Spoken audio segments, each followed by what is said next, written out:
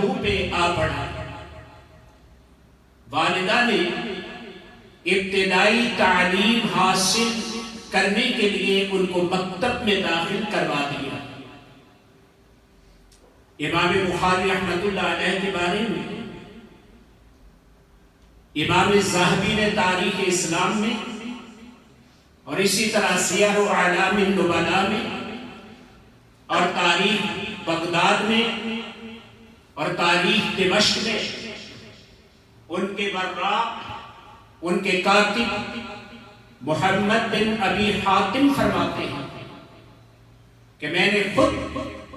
امام بخاری رحمۃ اللہ علیہ سے سنا، فرما رہے تھے الہمت حفظ الحدیث وانا فی الکتاب، میں ابھی مکتب میں تھا، ابتدائی تعلیمی ادارے میں تھا، الہمت مجھے الہام کیا گیا، یعنی اللہ کی طرف سے میرے دل میں ڈال دیا گیا نبی مکرم صلی اللہ علیہ وسلم کی احادیث کو حفظ کرنا۔ آپ توجہ فرمائیں، ایک ہے حدیث کو پڑھنا، حدیث کو دیکھ کے سمجھنا۔ امام بخاری کو جو اللہ نے الہام کیا وہ صرف احادیث پڑھنے کا نہیں، الہمت حفظ الحدیث، فرماتے مجھے حدیث یاد کرنے کا الہام کیا گیا۔ وَأَنَا فِي الْكُتَّابِ، ابھی میں مکتب میں تھا۔ محمد بن ابی حاتم جو امام بخاری کے کاتب اور وراق تھے فرماتے میں نے پوچھا قُلْتُ كَمْ أَتَى عَلَيْكَ إِذْ ذَلِكَ، جب آپ کو الہام ہوا اللہ کی طرف سے تو آپ کی عمر مبارک کتنی تھی؟ کہنے لگے 10 سنین او اقل، 10 سال تھی یا 10 سال سے بھی کچھ کم تھی۔ گویا اللہ کی طرف سے ان کو اس دین کی خدمت اور حفاظت کے لیے منتخب کر لیا گیا اور چن لیا گیا۔ اسی طرح تاریخ بغداد میں ہے، حافظ ابن حجر نے فتح الباری کے مقدمہ ہدی الصاری میں نقل کیا ہے، امام بخاری رحمہ اللہ کے نصیبے کا کیا کہنا، اس عظیم شخصیت کے مقدر پہ ساری دنیا قربان کر دی جائے تو شاید یہ کم ہوگا۔ کہتے ہیں رأیت النبی صلی اللہ علیہ وسلم، میں نے خواب میں نیند کی حالت میں اللہ کے نبی صلی اللہ علیہ وسلم کو دیکھا، وَكَأَنَّنِي وَاقِفٌ بَيْنَ يَدَيْهِ وَبِيَدِي مِرْوَحَةٌ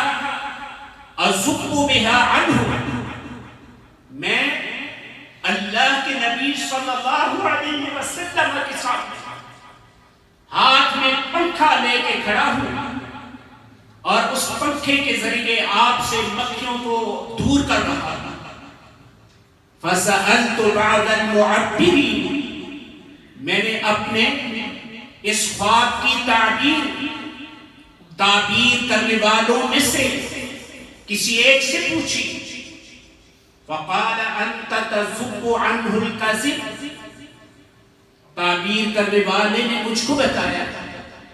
کہ آپ کے اس خواب کی تعبیر یہ ہے کہ آپ اللہ کے نبی صلی اللہ علیہ وسلم کی طرف منسوب کی گئی جھوٹی روایات کو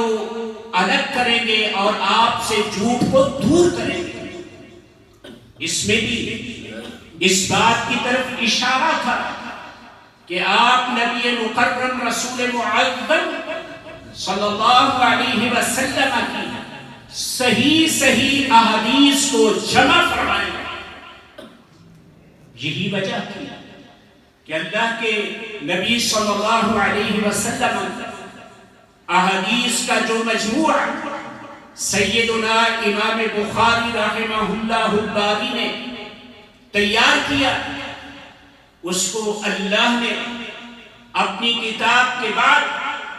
دین میں شریعت میں دوسری حیثیت عطا کی.